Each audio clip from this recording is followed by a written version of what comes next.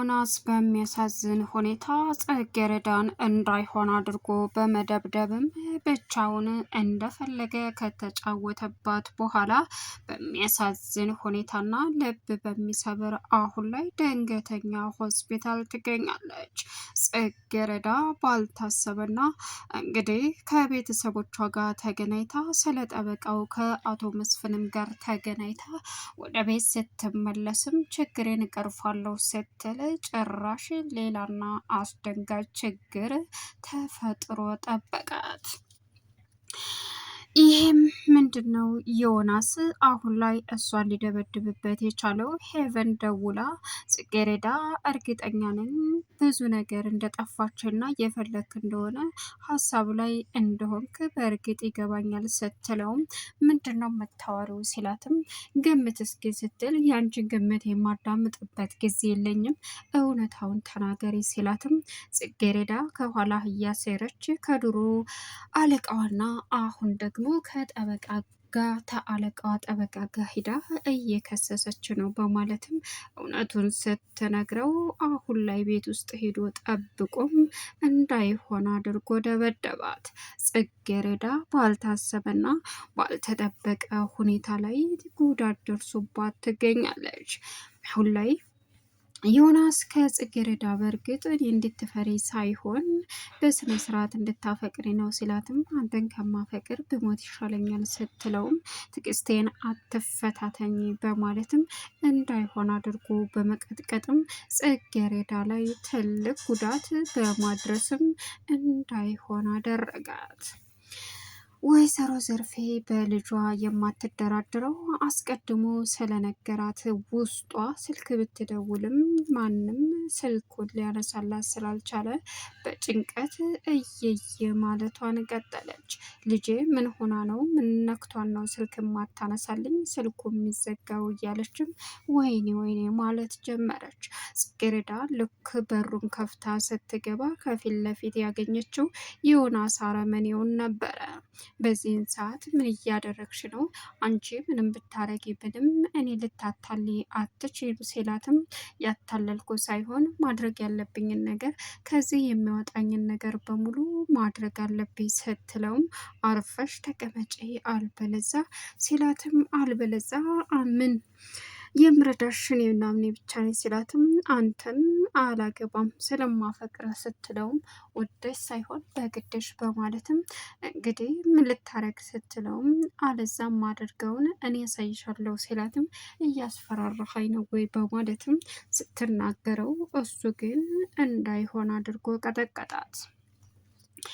ሰላም ውድና የተከበራችሁ የዙዙነት ሚዲያ ቤተሰቦች እንዴት ናችሁልኝ? ሰላማችሁ ይብዛልኝ።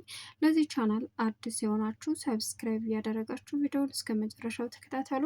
በጉጉት ስንጠብቀው የነበረው ጽጌረዳ ቀጣይ ፓርት ይዘን መጥተናል። እንግዲህ ዮናስ በጽጌረዳ ላይ የሚያሳየው አሰቃቂ ጉዳት አድርሶባት ይገኛል። እሷም በእርግጥ እባክህ ብትለውም ሊተዋት አልቻለም።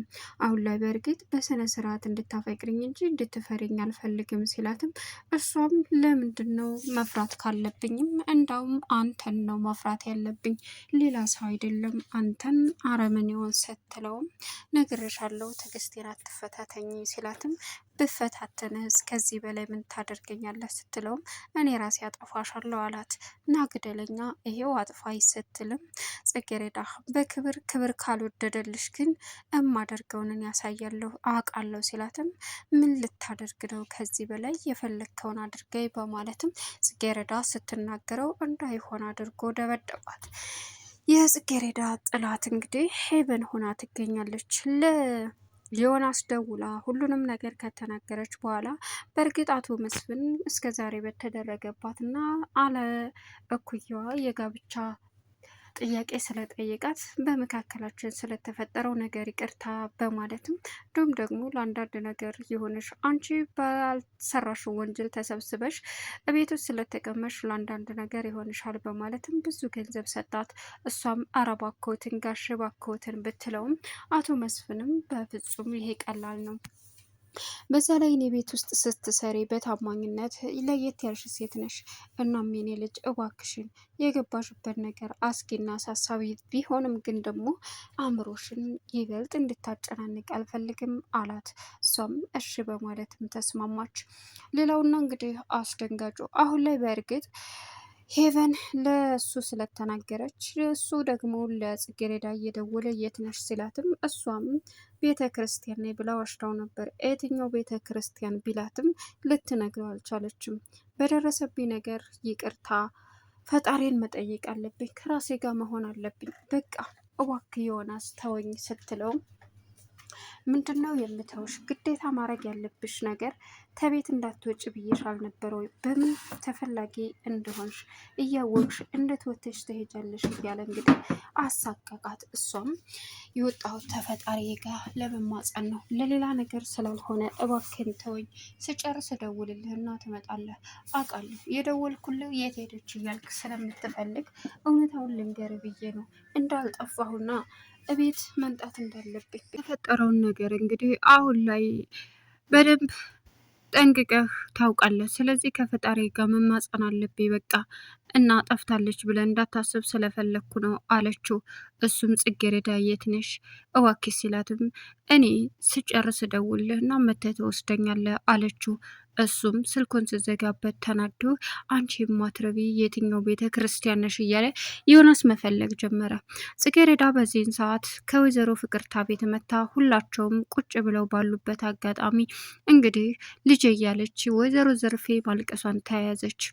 እዩልሽ ዘርፌ አሁን ምንም ማድረግ አንችልም፣ ስለዚህ ቀጥታ ተነስተን ወደ አቶ መስፍን ቤት መሄድ አለብን አለቻት።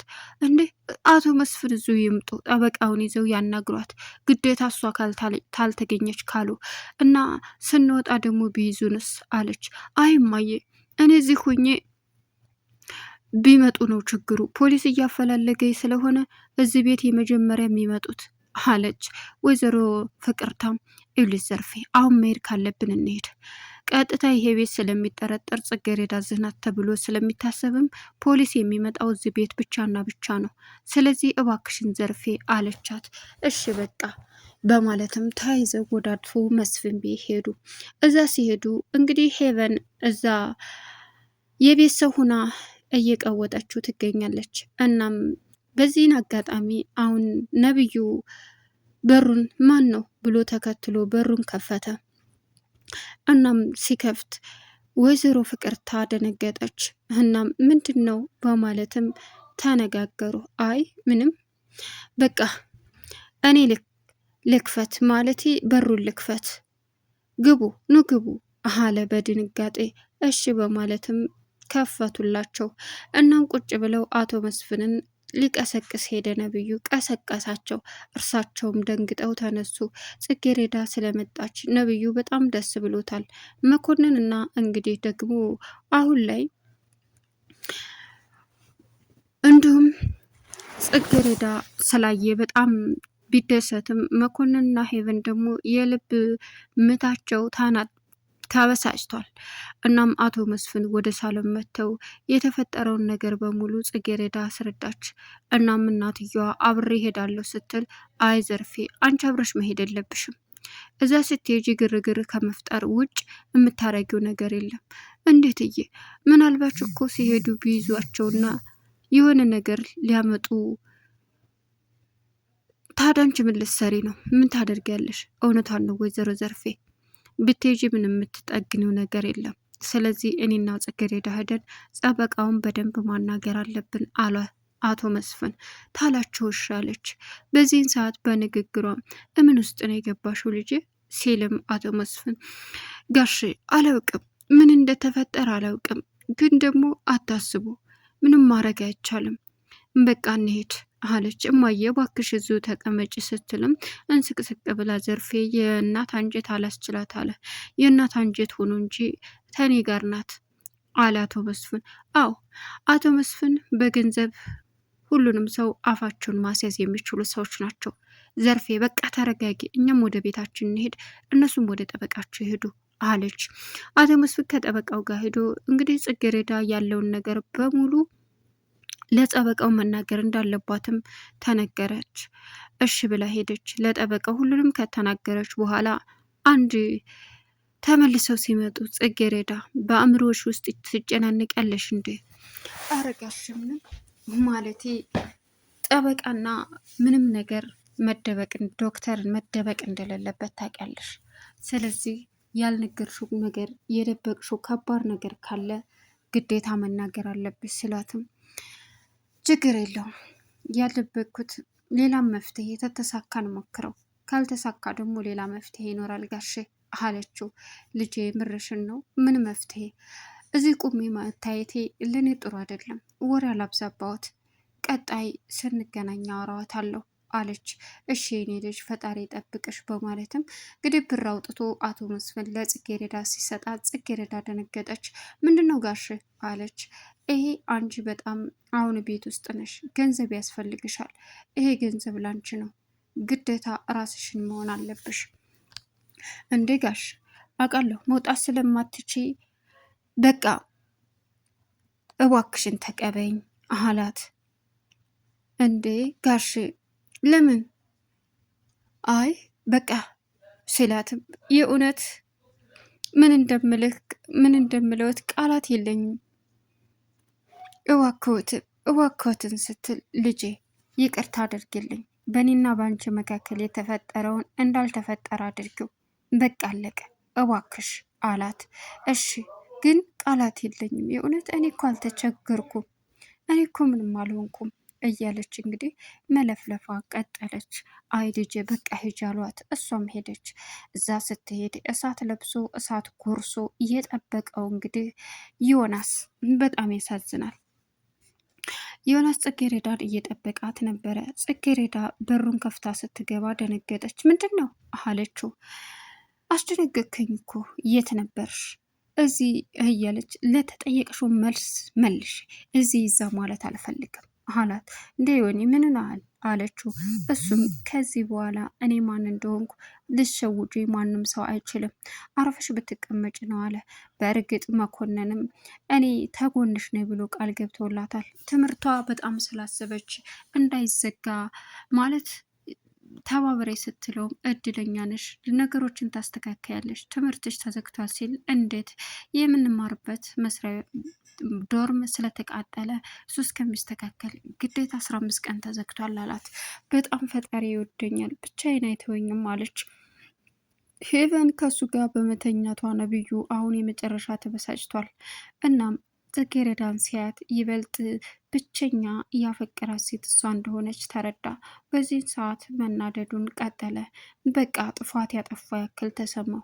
ለመኮንን ሲያማክረው መኮንን ደግሞ ምንድነው ታዲያ ብርቅ ነው እንደ አንተ ለመጀመሪያ ጊዜ ነው እንደ ሴጋ ስታድር አለው። በቃ እኔ ጽጌረዳን ሳያት ለመጀመሪያም ለመጨረሻም እያፈቀርኳት ጽጌረዳን ነው ሲልም አንተ ያፈቀርከው እሷ አንተ ትክክለኛዋን ያፈቀርክ መስሎ ነው፣ ግን እሷ ደግሞ ኪስህን ነው የምታፈቅረው በማለትም ነገረው። ልቡ ተሰበረ።